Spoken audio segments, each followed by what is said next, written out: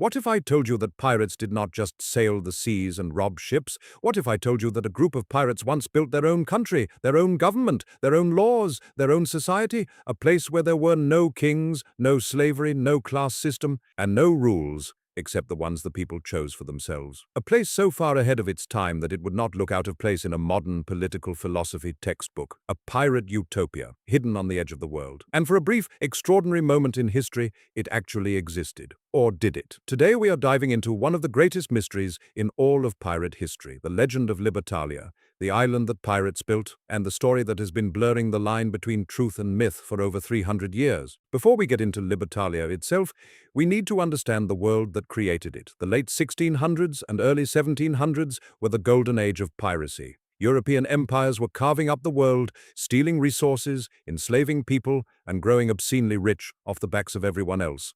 The oceans were their highways. Their merchant ships carried unimaginable wealth from one corner of the globe to another, and sailing those same oceans were people who had decided they wanted no part of that system, sailors who had been abused by their captains, soldiers who had been abandoned by their governments, enslaved people who had escaped, criminals who had nothing left to lose. These were the people who turned to piracy, not because they were evil, but because the world had already decided they did not matter, and they disagreed. This is the context that makes Libertalia so powerful as a story, because it was not just about treasure. It was about what happens when people who have been rejected by society decide to build their own. Now let's meet the man at the center of this legend, Captain James Mission. According to the account written by a man named Captain Charles Johnson in a 1724 book called A General History of the Pirates, Mission was a French sailor who became radicalized during a voyage when he began questioning the morality of the world around him.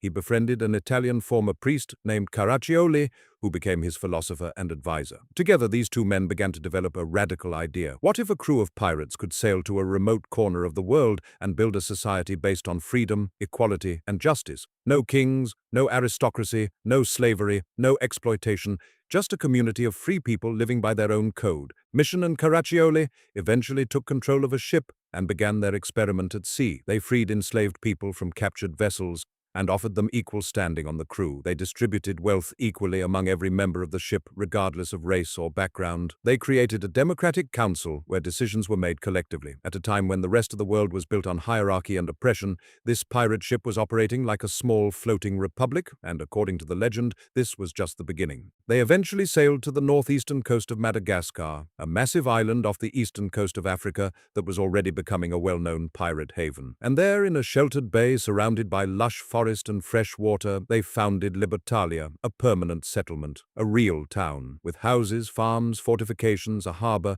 and a functioning government. They welcomed anyone who wanted to join. Pirates, freed slaves, defectors from merchant ships, local Malagasy people who became allies and eventually family through marriages and trade. Libertalia was not supposed to be just a hideout, it was supposed to be a new kind of world. And by all accounts in Johnson's book, it worked. For years, the settlement grew. It became prosperous. It had a common treasury. It had a shared language that Mission apparently invented by blending elements of multiple languages so that no single culture would dominate another. It had laws that were debated and voted on, and it had a reputation across the Indian Ocean as a place where the rules of the outside world simply did not apply. Merchants were sometimes robbed. Ships were taken. This was still piracy after all. But back on the island, the spoils were shared, the community was protected, and for a brief moment in the history of humanity, a group of outcasts and rebels had built something genuinely remarkable. And then it ended. The way it ended is almost more interesting than how it began. According to the account, Libertalia was eventually destroyed not by a navy or a government crackdown, but by a betrayal. Local allies who had once been friendly turned against the settlement in a sudden and devastating raid. The attack came at night.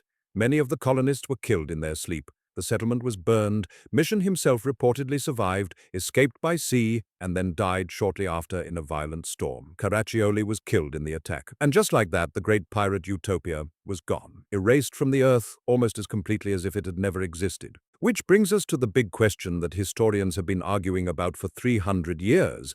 Did Libertalia ever actually exist? Here is where it gets complicated. Captain Charles Johnson's book is the primary source for almost everything we know about Mission and Libertalia. The problem is that nobody knows for certain who Captain Charles Johnson actually was. Some historians believe it was a pen name used by the famous author Daniel Defoe, who also wrote Robinson Crusoe. Others believe it was a real sea captain writing under a fake name for safety reasons. The true identity of Charles Johnson has never been definitively proven, and that uncertainty casts a long shadow over everything in the book. Furthermore, no independent historical records have ever confirmed the existence of Captain Mission or Libertalia. No maps, no colonial records, no journals from other sailors who encountered the settlement. No archaeological evidence has been found that matches the descriptions in Johnson's account. For many historians, the silence is deafening. They argue that Libertalia was a work of political fiction, a brilliant piece of propaganda designed to challenge the moral foundations of the slave trade and empire by imagining an alternative world where freedom was actually practiced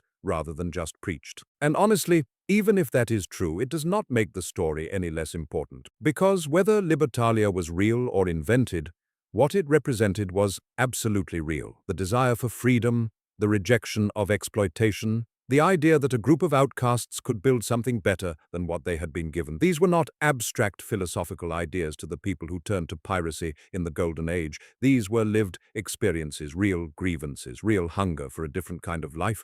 Even if Libertalia never existed as a physical place, it existed as an idea. And ideas have a way of outlasting even the most stubborn historical silence. There is also a case to be made that Libertalia was at least partially based on real events. Madagascar in the late 1600s was genuinely a pirate stronghold. There were multiple real pirate settlements on the island. Some pirates did marry into local communities. Some did establish semi-permanent bases. The broad outlines of the Libertalia story are not historically impossible. They are just unconfirmed. And that gap between impossible and unconfirmed is where the legend lives. There is also this.